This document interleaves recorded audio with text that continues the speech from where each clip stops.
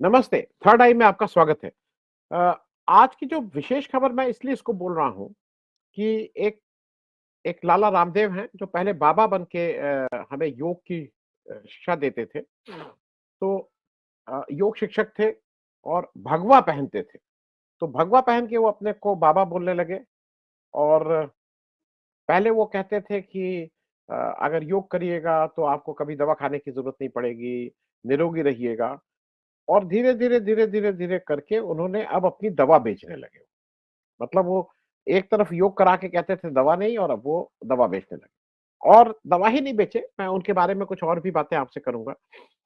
अ, बाबा रामदेव से मुझे सिर्फ़ एक शिकायत है कि बिज़नेस करें, बिज़नेस अच्छी बात है, देश की तरक्की के लिए बिज़नेस करते हैं तो भई कुछ लोगों को रोज़गार भी देते हैं। 2 चीज़ें हैं, पहला जिसका जो जो देश के कानून है, जो लॉ ऑफ द लैंड है, उसको माने, उसका उसको उसको रिस्पेक्ट करें और हर जगह अपनी पैरवी, अपना बातों के मायाजाल में फँसा के हर बात को ना करें। कभी इनके ऊपर हरदम आरोप लगता है, कभी ज़मीन गलत ढंग से अलॉट करवाते हैं, कितने मुकदमे हैं, अ, सरकार से तरह-तरह की सब्सिडी लेते हैं। वो सब एक जगह है। लेकिन जो मेरा जो ज़्यादा गंभीर और ज़्यादा जिस वजह से मुझे इनको बाबा तो मैं नहीं कहता हूँ, इनको लाला ही जी कहता हूँ। लाला जी से मुझे ज़्यादा दिक्कत ये है लाला रामदेव जी से, ये भगवा पहन के ये सब काम करते हैं। अब होता क्या है कि जैसे मैं प्रैक्टिसिंग हिंदू हूँ, तो अगर कोई आदमी अपने को बाबा बोले, तो एक सेंस ऑफ रिस्पेक्ट अपने आप ही आ जाती है। कम से कम मेरे अंदर, मैं बाकी की बात नहीं कर रहा हूँ, मेरे अंदर एक सेंस ऑफ रिस्पेक्ट आती है। बाबा मतलब कोई पहुँचा हुआ होगा, उसको छल-कपट से दूर होगा, झूठ झूठ उससे फ़रेब से दूर होगा। लेकिन अगर कोई अ, लाला जी, कोई बिज़नेसमैन अगर बाबा बन जाए, तो उसको मैं बिज़नेसमैन वो तो बिज़नेसमैन है। आसाराम बापूजी बिज़नेसमैन थे। अ, तमाम बिज़नेसमैन हैं जो अपना प्रोडक्ट भी चलाते हैं। तो एक तो ये, दूसरा जो और इससे ज़्यादा सख्त आपत्ति है, वो है भगवा वस्त्र पहनने पे। आप अपनी वेशभूषा ऐसी बना लेंगे कि अगर नॉर्मल आपको मैं नहीं जानता हूँ, आप अगर उधर से निकल भी रहे हैं, तो आपकी उस वेशभूषा को देख के मैं प्रणाम करूँगा। मुझे लगेगा कि भई कोई साधु महात्मा है, कोई सन्यासी है, कोई आप लाला हैं और आप बिज़नेस करते हैं, तो आप ये सब क्यों पहनते हैं? क्योंकि आप मुझे भरमा रहे हैं। आप अच्छा, फिर आप क्या करते हैं? आप हिंदू धर्म के आड़ में छिपते हैं। फिर आप राष्ट्र प्रेम की आड़ में छिपते हैं। आप बिल्कुल राष्ट्र से सबको प्रेम करना चाहिए, लेकिन राष्ट्र प्रेम की आड़ में छिप के बिज़नेस करने का जो एक मॉडल आप लोगों ने नया निकाला है, मैं उसको उसकी भर्त्सना करता हूँ। मैं इनके बारे में कुछ और भी तथ्य बताऊँ उससे पहले, कल सुप्रीम कोर्ट ने एक अच्छा फैसला किया है। अ, एक पुरानी पिटीशन थी। ये पिटीशन एक्चुअली बाबा रामदेव को ये रहता है कि सबको वो मैनेज कर सकते हैं।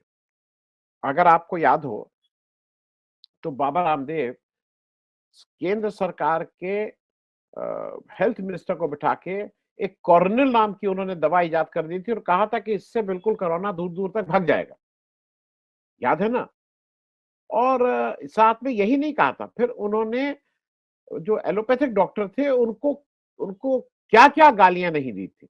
उनके लिए कौन-कौन से शब्द नहीं प्रयोग किए थे और फिर डॉक्टर हर्षवर्धन जो खुद ही डॉक्टर हैं उनको बीच में, हालाँकि वो बहुत मीकली उन्होंने उसको मैनेज किया था, लेकिन डॉक्टर बाबा रामदेव ने उस समय अपनी कॉर्निल को उस तरह की अचूक दवा बना के उसको खूब बेचा था और खूब माल कमाया था लाला जी ने।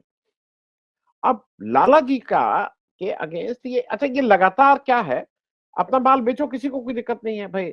बहुत से मदारी अगर आपको देखें सड़क के किनारे, आप मालूम नहीं, लखनऊ शहर में, उत्तर प्रदेश के बहुत से शहरों में पहले बहुत खास ये था कि मदारी कहीं किराने बैठ जाता था, वो सुरमा से लेके जड़ी बूटी और मालूम नहीं क्या डुगडुगी बजा के बेचता था। भीड़ इकट्ठा हो जाती थी, उस भीड़ को भरमाता था और कहता था कि इससे ठीक हो गया, भीड़ उसमें से कुछ खरीद के चली जाती। तो आप ये करिए, मुझे उसमें भी आपत्ति नहीं है, आप ये करिए। लेकिन आप ये लगातार गाली देते रहिए कि ये जो एलोपैथिक है बिल्कुल झूठी बात है।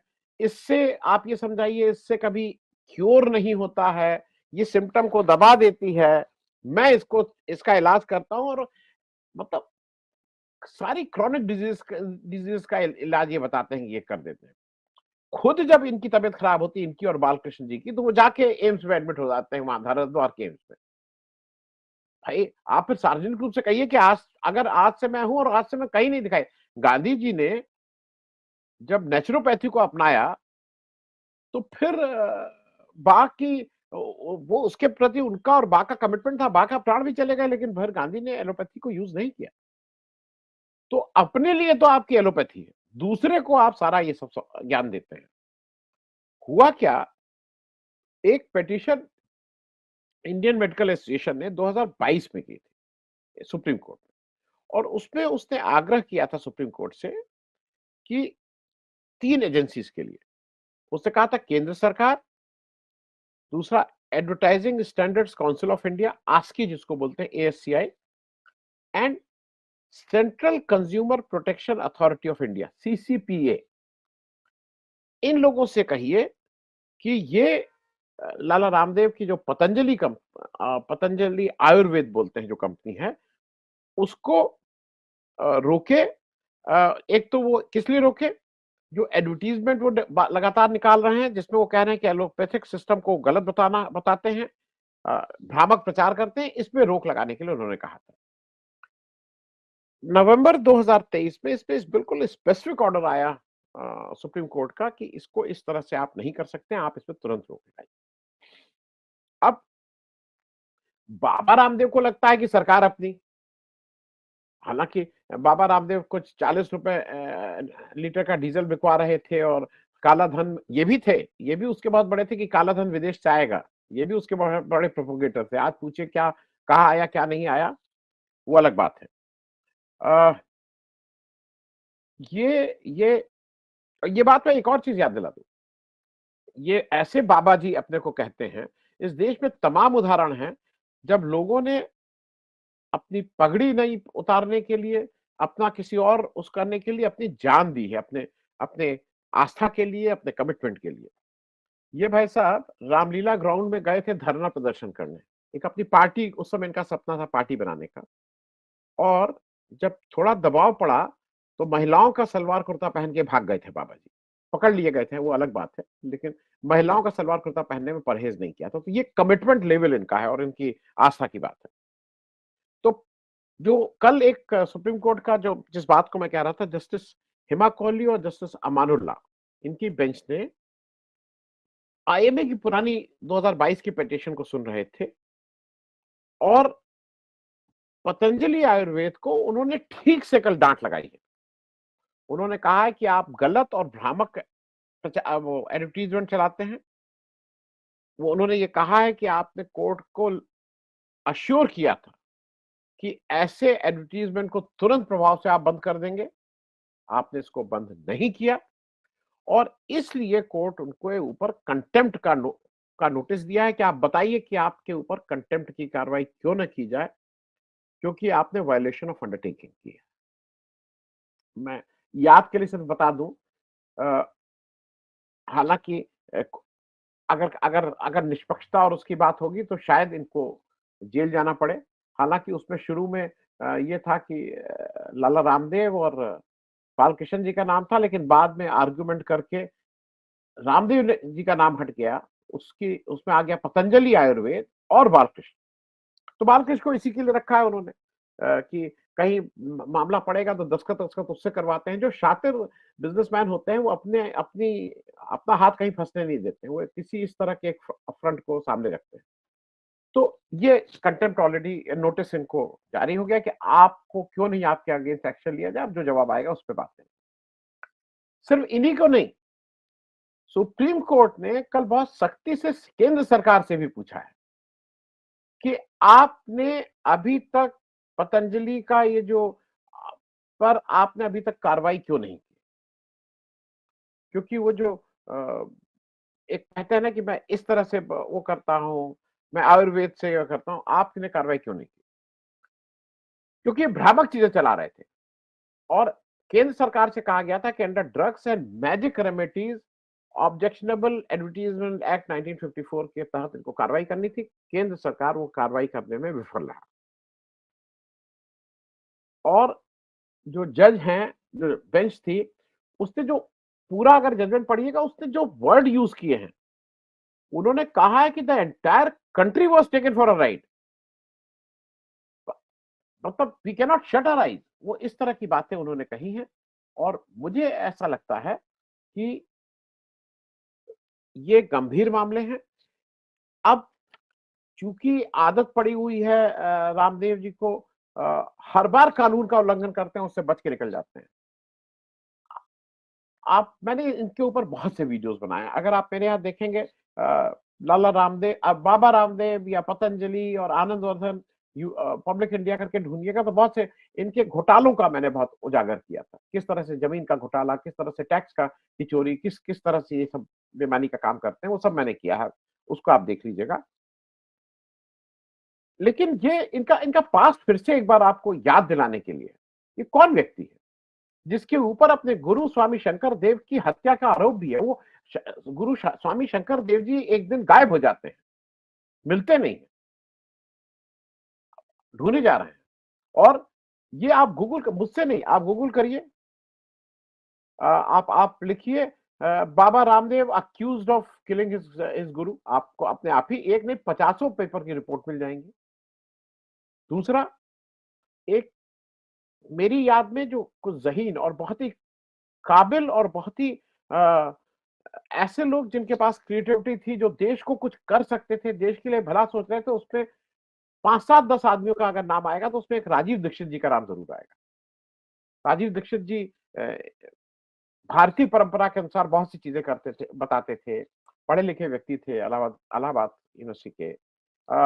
बहुत से ऑल्टरनेटिव बताते थे, कैसे जीवन पद्धति हो, कैसे दवाओं का उपयोग कब हो, कैसे आप निरोग रह सकते हैं, इत्यादि इत्यादि। इसके अलावा भी बहुत सी तमाम बातें थी। बहुत विचित्र, मतलब बहुत प्रतिभाशाली व्यक्ति थे।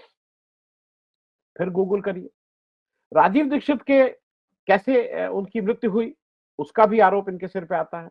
पोस्टमार्टम नहीं होने दिया, शरीर नीला पड़ गया था। ये जवाब, ये आपका बैकग्राउंड ये है।